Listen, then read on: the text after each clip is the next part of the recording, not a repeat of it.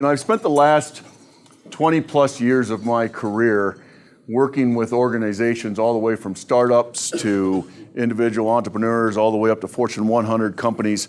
And I can't tell you how many thousands of times I've had the conversation around business challenges, whether it be, is it our product?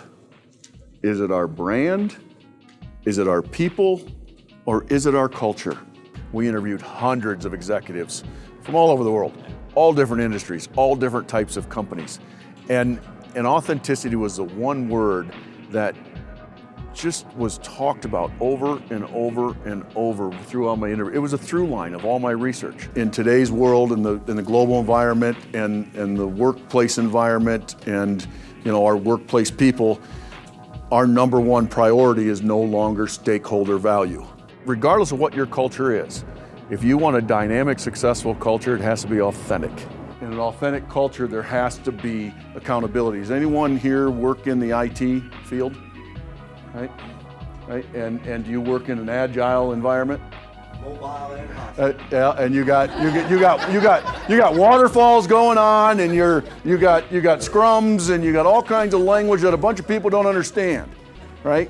Do you struggle with accountability within there? Sure. Yeah, right. And again, it's a key component of authenticity. Perks and recognition and compensation are not going to become the drivers of your culture. Culture is an evolution. It's evolving. The world is shifting. It's shifting more into development of people, individualism, flexibility, our organizational culture. Your company's purpose statement has to have that emotional connection. It's things like empowerment, flexibility, right? Remote workforces. If you're going to have a real dynamic, authentic culture, your values really need to be embedded deep. And that's more than just having wall posters, and things like that. It needs to be talked about at team meetings. It needs to be referred to and mentioned at kickoffs. It needs to be referred to, any type of board meetings and conversations and executive meetings you're having. These things should be embedded into our work life if you're really going to have an authentic, dynamic culture. Our culture really needs to be deliberate. And who's responsible for it? Everybody. More time and more value in really understanding the employees and what's important to them. That's a big part of driving the type of culture you want. It's not an HR function. It's not a CEO function, right? Ultimately, someone has to have some responsibility to it, but it is a employee function. How many of us has been through a merger and acquisition? Right? What does that do to our culture? Shifts. Now you're merging two cultures together. And if you're not deliberate about that, if you don't take deliberate action about that, those cultures are going to clash. If we don't do anything about culture, do you think we have one?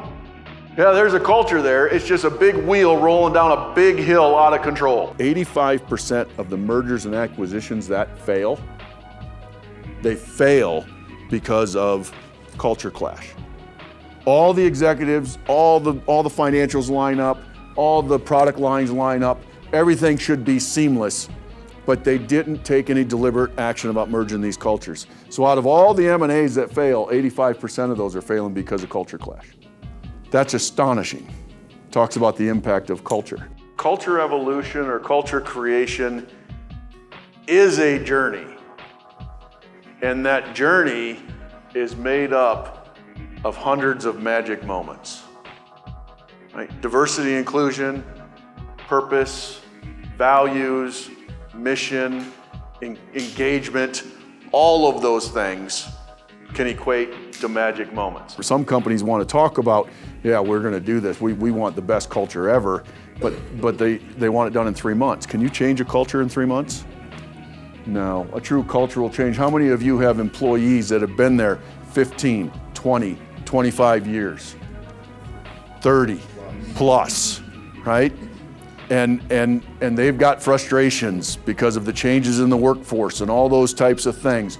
You're not going to spin that on a dime in 3 months. But it'll never end. Your culture will never arrive because you're always got new workforce coming in. You have new generations coming in. You have leadership changes. You're going to go through a merger and acquisition, right? You're going to have budget cutbacks. You're going to have layoffs.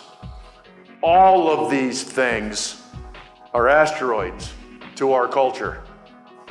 So hold on to the magic moments that make up this journey.